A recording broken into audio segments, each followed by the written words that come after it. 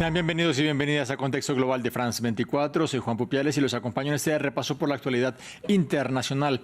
Estos son nuestros titulares. Matiz diplomático: la Casa Blanca habla de reubicación temporal respecto al plan anunciado por Donald Trump de sacar a la población palestina de la Franja de Gaza, pero sin financiar la reconstrucción del enclave. La comunidad internacional reaccionó en contra a la idea original del magnate.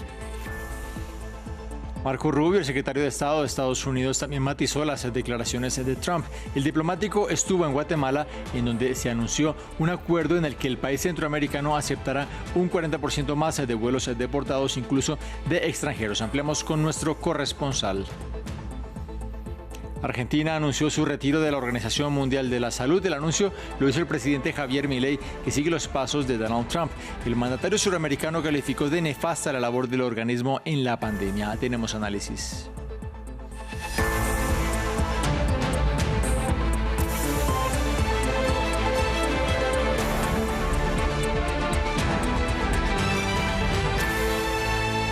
Continúan las repercusiones por la propuesta del presidente estadounidense Donald Trump para la reconstrucción de la Franja de Gaza.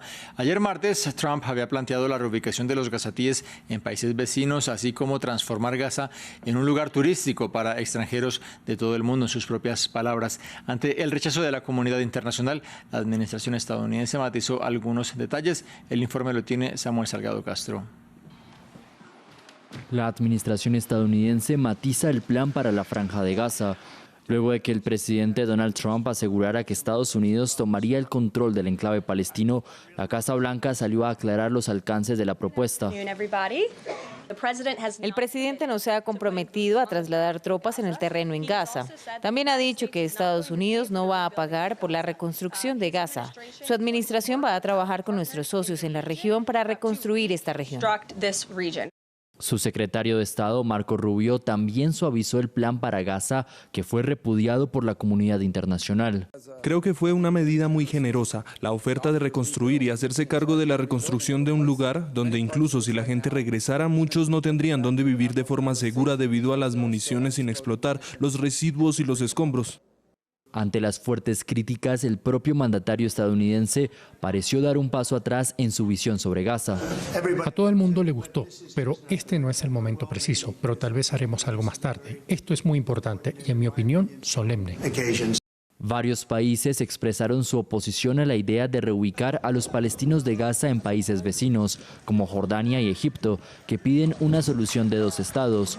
También Arabia Saudita, principal socio árabe de Estados Unidos en Medio Oriente, y que insistió en la creación de un estado palestino como requisito para normalizar sus relaciones diplomáticas con Israel. La ONU advirtió que el plan para Gaza de Trump podría constituir una forma de limpieza étnica. Vamos a Irán, en donde su moneda, el rial iraní, llegó este miércoles a niveles bajos históricos frente al dólar.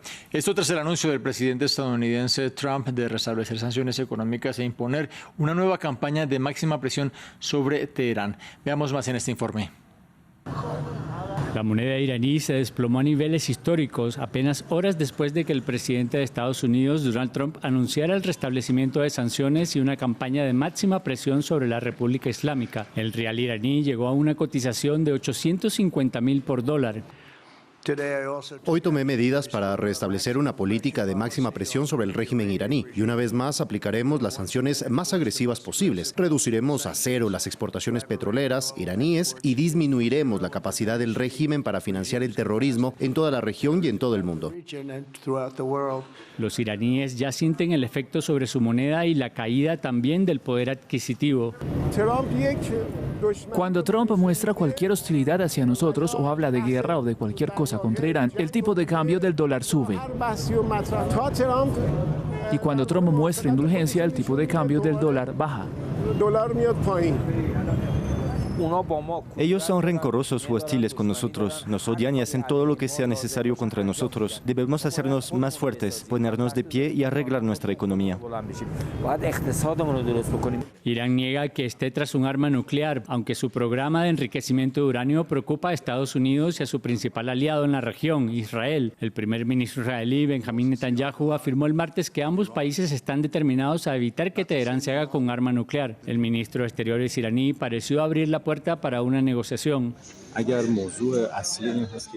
Si la principal preocupación es que Irán no busque armas nucleares, eso es posible y no es una cuestión complicada. La posición de Irán es clara. Es miembro del Tratado de No Proliferación Nuclear y la fatwa del líder supremo ya ha aclarado nuestra postura.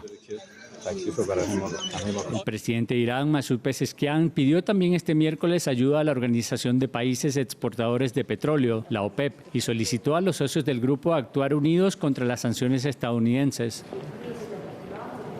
Continúa la gira latinoamericana de Marco Rubio. El secretario de Estado de Estados Unidos ya se encuentra en República Dominicana, última parada de este recorrido. Más temprano visitó Guatemala. Allí anunció junto con el presidente Bernardo Arévalo un acuerdo migratorio para que el país centroamericano no reciba un 40% más de vuelos de deportados.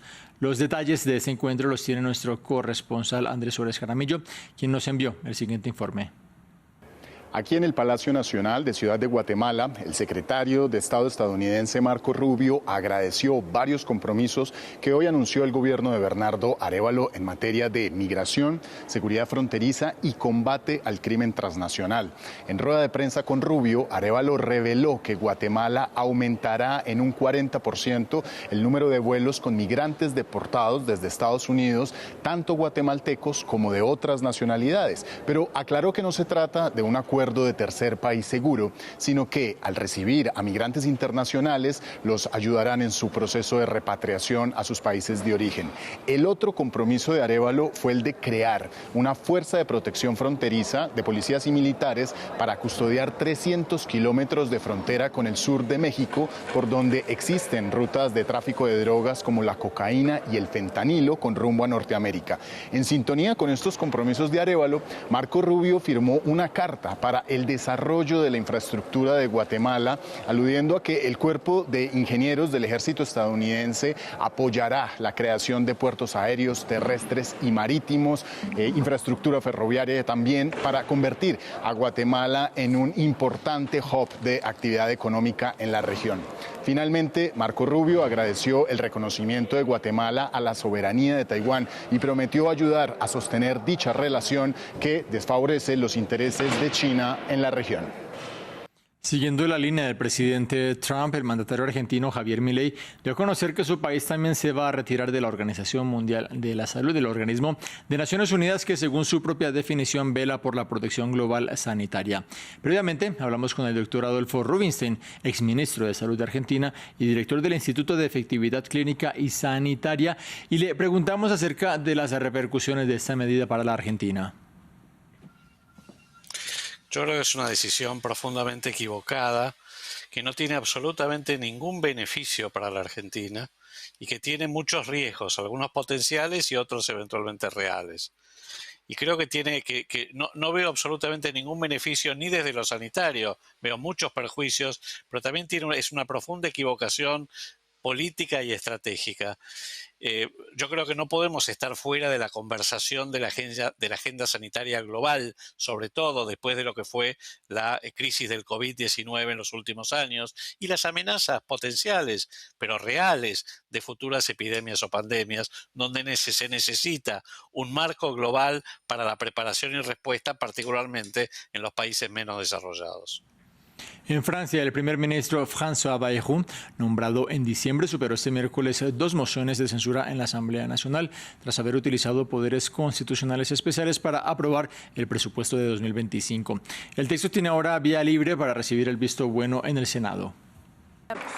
Tras meses de retrasos, Francia tiene por fin presupuesto. El primer ministro François Bayrou ha forzado la aprobación del presupuesto del país para 2025 sin votación parlamentaria, invocando el controvertido artículo 49.3 de la Constitución, una medida que justificó.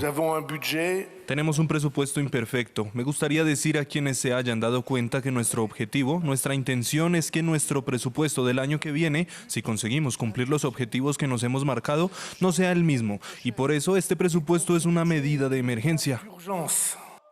Es un alivio para Bayrou, que sobrevivió a una moción de censura presentada por el partido de izquierda La Francia Insumisa. Como el Partido Socialista y la ultraderechista Agrupación Nacional decidieron no apoyar la moción, solo 128 legisladores votaron a favor, muy lejos de los 289 necesarios para la aprobación. La Francia insumisa ha criticado esta negativa a participar. Al rechazar una moción de censura contra el gobierno de François Bayrou, el Partido Socialista y la Agrupación Nacional acaban de aprobar un presupuesto peor que el de Michel Barnier, el más antisocial y antiecológico desde hace 25 años. El éxito de la moción de censura habría derribado también al gobierno, como le ocurrió al predecesor de Bayrou, Michel Barnier, el año pasado. Sin embargo, los socialistas y la Agrupación Nacional argumentan que su abstención no significa que aprueben el presupuesto, sino que simplemente quieren estabilidad para los franceses. Señor primer ministro, nuestra asunción de responsabilidad no equivale a un absoluto a nuestro apoyo. Por favor, no piense que nuestro rechazo a un voto de censura es indulgencia o complacencia. El presupuesto pretende reducir el déficit de Francia en 2024 del 6,1% al 5,4% del PIB este año, entre otras cosas, mediante recortes de gastos y subidas de impuestos por un total de 50.000 millones de euros. En más noticias, el presidente francés Emmanuel Macron sostuvo una llamada telefónica con el presidente interino de Siria, Ahmed al-Shara, quien fue invitado a visitar el país galo en las próximas semanas de acuerdo con el ejecutivo sirio. Macron le expresó al líder transitorio la necesidad de mantener la lucha contra el terrorismo, de acuerdo con un comunicado publicado por el Palacio del Elíseo. El jefe de Estado francés también manifestó su disponibilidad para acompañar la transición siria. Recordemos que al-Shara fue designado la semana pasada como presidente interino luego de un proceso del cual poco se ha conocido y fue él quien lideró en diciembre la salida del expresidente Bashar al-Assad con un grupo insurgente. En noticias de la guerra en Ucrania, este miércoles Kiev y Moscú llevaron a cabo un nuevo intercambio de prisioneros. En esta oportunidad fueron liberados 150 personas de cada bando, según el presidente ucraniano Volodymyr Zelensky. Entre sus connacionales liberados hay soldados que fueron capturados en el primer año de la guerra en la ciudad de Mariupol. Zelensky también agradeció a Emiratos Árabes Unidos su contribución a que se hiciera efectiva la liberación de estos prisioneros. Llegamos al final de este informativo, pero los invito a que se queden aquí en esta pantalla en France 24. Ya viene Paula Jiménez con Así es Asia.